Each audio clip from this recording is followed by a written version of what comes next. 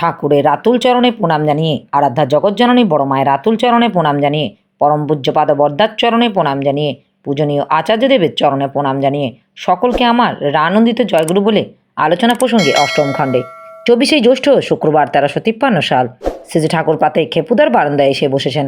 শরৎদা, যতীনদা, বঙ্কিমদা, রাজেনদা, মণিভাই, প্রফুল্লদা, শ্রীসদা প্রভৃতি কাছে আছেন। কমন সেন্স, সহজ জ্ঞান সম্পর্কে কথা উঠল। শ্রী ঠাকুর বললেন, সহজ জ্ঞান মানে বাস্তব জ্ঞান। পরে অভিধান দেখতে বললেন।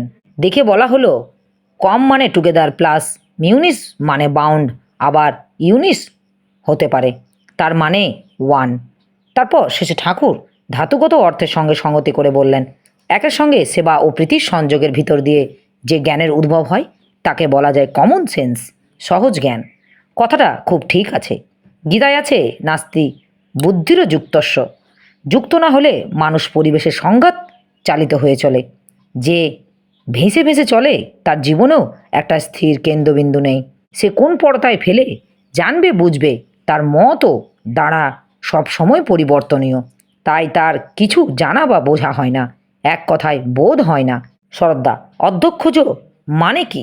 শেষে ঠাকুর, কামের প্রতি প্রবৃত্তিপরায়ণ সমবেগ যার নাই, ধর্মবিরুদ্ধ কাম যার নাই। শরৎদা, যদি কেউ এক কথা জানতে চায় সৎসঙ্গের লক্ষ্য কী, তাহলে কি বললে ঠিক হয়? শেষে ঠাকুর ধীরে ধীরে গুছিয়ে বললেন, বলা যায় যাতে পরিবেশের সবাইকে নিয়ে আমাদের সত্তা বিধৃত হয়, বজায় থাকে, তাই করাই সৎসঙ্গের লক্ষণ। সন্ধ্যায় শেষে ঠাকুর বাঁধের কাছে চৌকিতে বসেছেন। কাছে আছেন স্পেন্সার দা, হাউসার ম্যান দা, শৈলেশ দা, শৈলেন দা, সরজিৎ দা প্রভৃতি। একটা শালিক পাখি আশ্রম প্রাঙ্গণে ছড়ানো কয়েকটা চালের কণা খুঁটে খুঁটে খাচ্ছে। পরম প্রীতি ভরে ঠাকুর দেখছেন তাকে। পরক্ষণে বললেন, সত্তা সংরক্ষণের আকুতি জগতের সবাইকে সচল করে রেখেছে, তাই এগিয়ে নিয়ে চলেছে। জীবনটা যদি চেষ্টাশীল, চিন্তাশীল ও চলনশীল না থাকে, তাহলেই সব সুখ নিয়ে যায়। স্পেন্সার দা, সবই তো মায়া। সেজে ঠাকুর, মায়া মানে পরিমাপিত হওন।